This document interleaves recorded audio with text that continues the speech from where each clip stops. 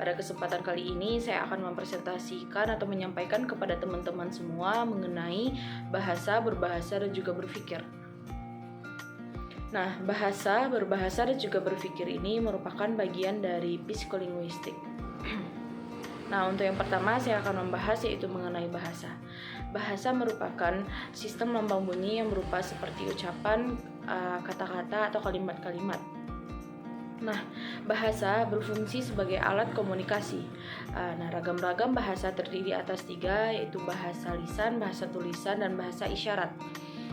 Bahasa lisan yaitu bahasa yang diucapkan melalui mulut.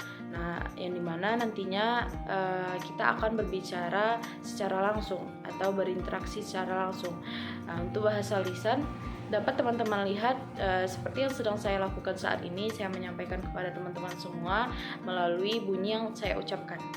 Nah, untuk bahasa tulisan yaitu dia tidak berupa bunyi, tetapi dia berupa tulisan seperti adanya di dalam majalah-majalah atau koran-koran atau buku-buku yang ditulis oleh beberapa orang atau orang-orang yang ada di luar sana. Nah, yang ketiga yaitu bahasa isyarat. Bahasa isyarat ini merupakan bahasa yang dimana kita menggunakan anggota tubuh. Anggota tubuhnya yaitu seperti tangan. Nah, bahasa isyarat ini biasanya digunakan oleh orang yang berkebutuhan khusus seperti ia tidak bisa berbicara. Nah, nanti dia akan melakukan interaksi dengan orang lain menggunakan bahasa tubuh atau dengan menggunakan anggota tubuh. Nah, karakteristik dari bahasa itu ada beberapa. Yang pertama yaitu bahasa sebagai bunyi, yang dimana bahasa itu yang kita ucapkan berupa bunyi yang kita ucapkan dari mulut, yang keluar dari mulut kita sendiri. Nah, yang kedua yaitu bahasa mengandung makna.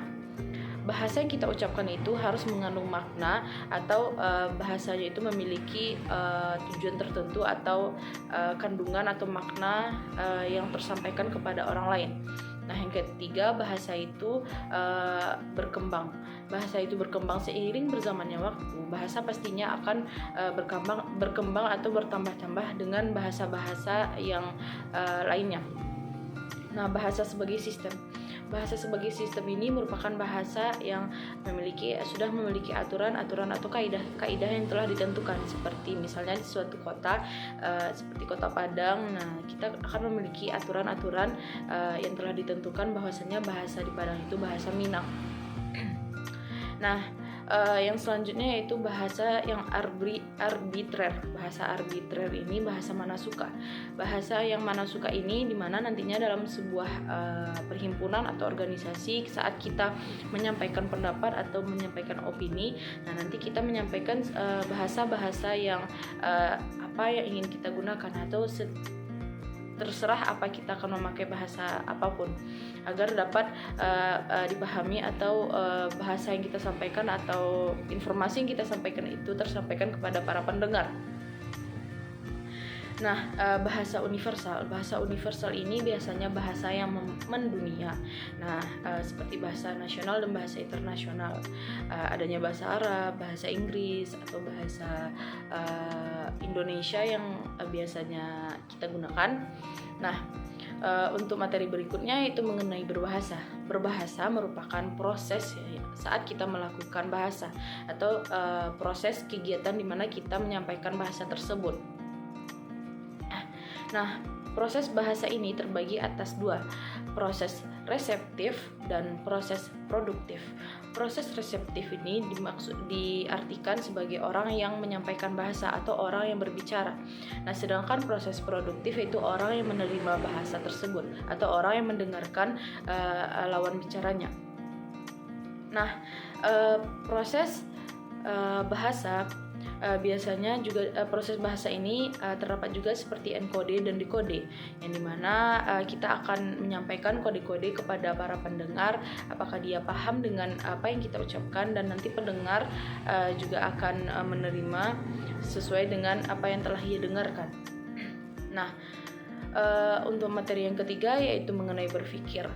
Berpikir merupakan proses di mana kita akan menimbang-nimbang sesuatu dan menentukan bahasa mana yang akan kita gunakan agar nantinya para pendengar yang kita sampaikan itu informasinya akan mudah dipahami.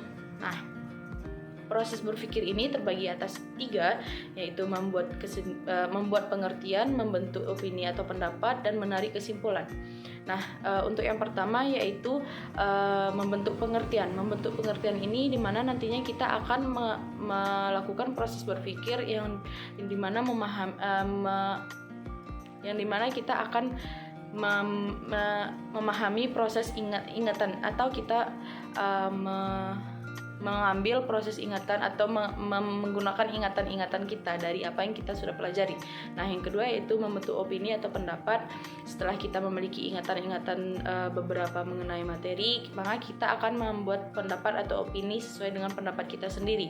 Nah, yang ketiga yaitu menarik kesimpulan. Menarik kesimpulan ini kita akan membahas materi dan sesuai dengan bahasa-bahasa yang telah kita tentukan agar nantinya para pendengar mudah memahami bahasa kita semua. Nah, untuk pembagian dari proses berpikir ini terbagi atas 2, yaitu proses berpikir secara autistik dan proses berpikir secara realistik. Untuk berpikir secara autistik itu biasanya berpikirnya tidak memiliki tujuan tertentu atau tidak memiliki arah. Nah, di mana biasanya proses autistik ini kita akan bebas dalam berpikir, seperti misalnya kita sering menghayal atau berpikir imajinatif. Nah, dimana nanti pikiran kita itu akan tidak terarah, atau pokoknya pikiran kita itu bebas. Contohnya berpikir autistik ini itu berpikir bahwasannya kita itu ingin terbang. Kita sebagai manusia kan tidak mungkin kan kita memiliki sayap. Nah, di sana juga termasuk ke dalam proses berpikir. Tapi dapat juga teman-teman lakukan proses berpikir autistik ini dengan seperti sedang gabut atau lagi melamun. Pasti teman-teman akan memikirkan sesuatu yang tidak teratur atau tidak memiliki hal-hal yang tidak akan kemungkinan terjadi. Nah, untuk yang proses berpikir secara realistik